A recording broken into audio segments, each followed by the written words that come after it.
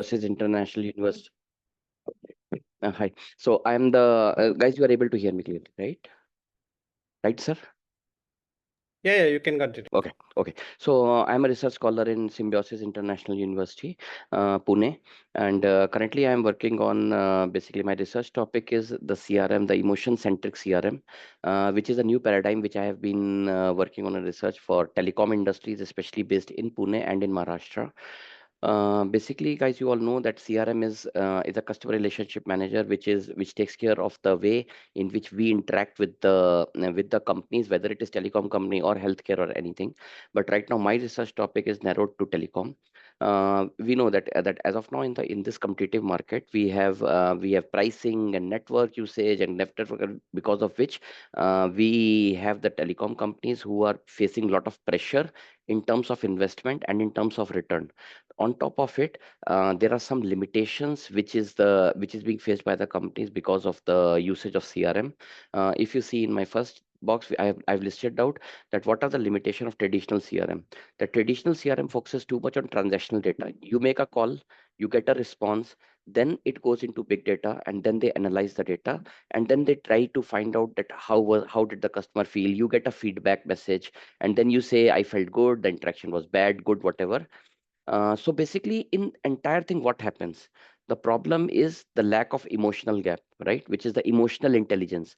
CRM is not emotionally intelligent enough to identify that when CSR and customer are interacting with each other, with the words of CSR, whether customer is feeling good, bad, low, whether CSR is able to resolve the queries which customer is saying, and so basically the whole paradigm shifts from reactive approach to a proactive approach, right? This is where the emotional intelligence of CRM is crucial. I'll go to the next slide. Now, as of now, what I have identified from my last 6 months of last 1 year of research study in which was training and all these things, that there are some limited emotions which are available for CRM studies, right? That the CRM system, even with the advent of all the AIs and all these things, CRM system is not intelligent enough to identify on the call or a video call that how the person who is speaking to the CSR is feeling. Basically, it is not able to identify the face recognition. It is not able to identify the modulation of the tone. Probably if I am sad, I will say, oh, but if I'm good, I'll say, yeah, this is good, good type of thing, right?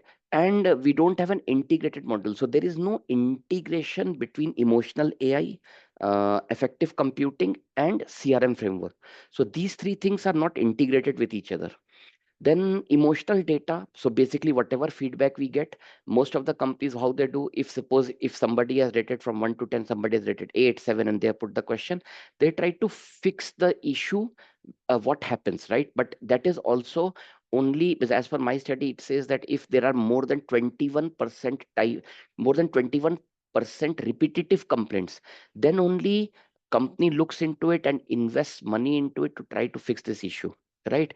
But there is no real time adjustment, right? And that is where we have the proactive measures which needs to come in, so that CSR at the same point of time get a flag on their CRM system that the customer is probably not satisfied, they are not very okay. And probably there are some research studies which are done by Gartner for 2035. So Gartner has predicted that probably by 2035 we can look at empathetic CRMs, right? But still, it is just a very, very naive type of idea which they have given in their recent publication in July, that we need to look at empathetic CRMs and empathetic machines. Right. So this is some of the Gartner trends which they say for CRM implications is emotion AI and effective computing. This is something like voice, facial recognition, biometrics, etc. Then empathetic machines. Now with more and more machines taking over the entire control, we need to have more empathetic machines to show human-like empathy, right? So there are a lot of researches which are going on in China and US and even in India also, that how to make robots more empathetic, right? Probably there was a recent movie by in Bollywood in which they said in which they showed a girl and a scientist, they worked together, but she lacked emotions, right? And hyper personalization, so based upon the emotional states, CRM should get automatically hyper personalized, and they move to the targeted audience.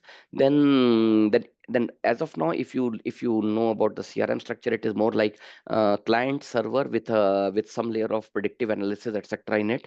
But with the emotion adding in, then I am in my research study, I'm trying to put emotion as a data layer. So I would like to say that as part of, if I look into Gartner trend, what I understood is that if I put emotion as a data layer between, then it would become like client data layer, say client server emotion and then database. So those type of things. Then my thing is that I want to have simulation models, right? So that we can have future digital twins of customers. So it is something like CRM as a digital twin of a customer. They are trying to predict that what it is and how the customer feels like, right? Then this is some of the framework which I think I want to make, something like core CRM stater, then feedback and learning loop. So it is a continuous learning loop, if you see, which will continuously work throughout the algorithm as soon as the customer makes a call. We have response system, we have emotionally intelligent agents. Now agents, as soon as they come to know that, because agents, as you know, that in CRM there's a pre-scripted word. Now when the agent will change, this emotional intelligence will change, and a data layer, like we said earlier. So I'll go to the next slide. Some of the benefits for telecom is, first of all, reduce churn, because some of time when you see that if customer has rated one, it is quite possibility that they will do number porting, they will change to the other subscriber. And with a deep emotional connect, we will reduce the churn. Basically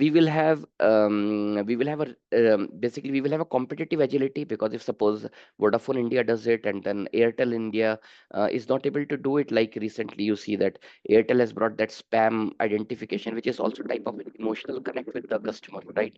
So if we have that sorry, spam identification type of thing, so then it will help. Service recovery will be much better.